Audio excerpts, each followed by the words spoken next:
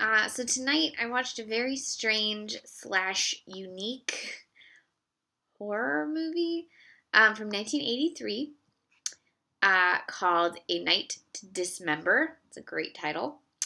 And it was directed by Doris Wishman. I have not seen any of her other films. Uh, she was a sexploitation filmmaker in the 60s and 70s. She very low budget, low rent, grindhouse kind of stuff. She decided she wanted to make a slasher film because they were becoming popular.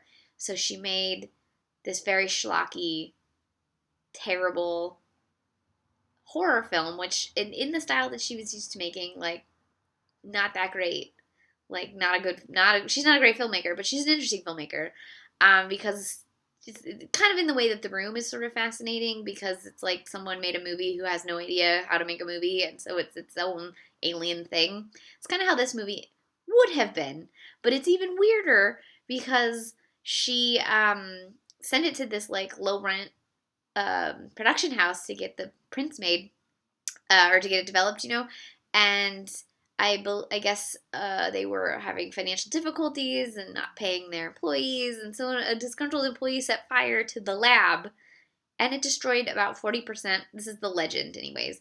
40% of the film, leaving Doris Wishman with 60% of her film, and apparently, like the meat, like the through line of the story, all of the good shots, which who knows if they were any good, was in that 40% that got destroyed. So what she had left was like B-roll and like incidentals and coverage and, not the good stuff.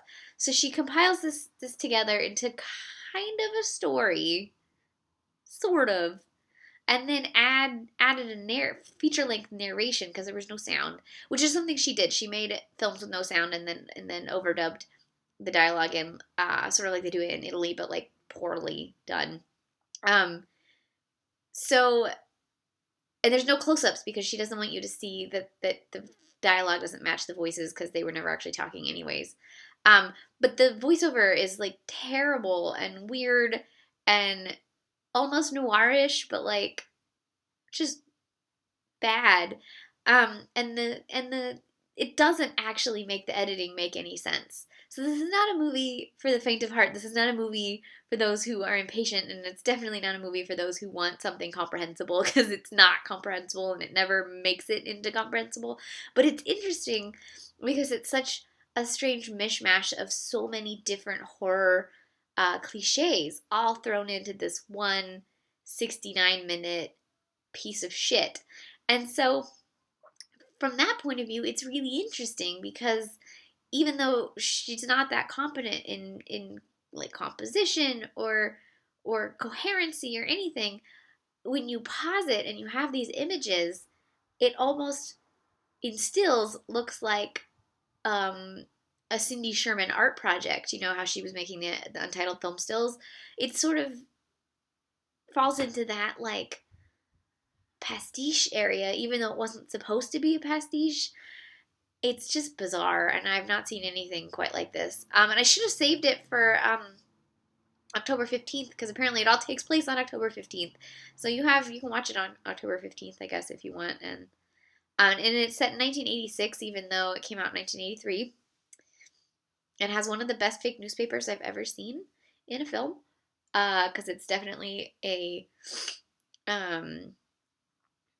sort of jab at rape films, or just an in joke at rape films because she made sexploitation films, so who knows. I don't know what to tell you.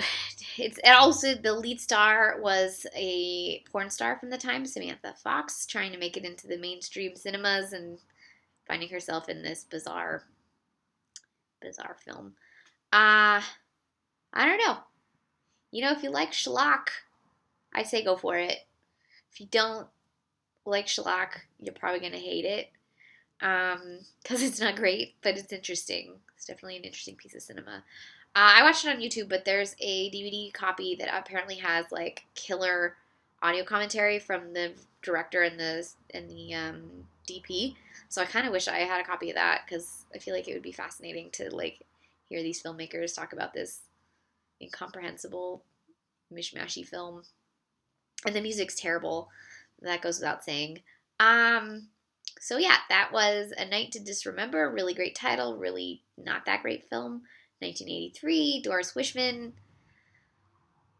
A little of this, a little of that. Perfect schlock horror.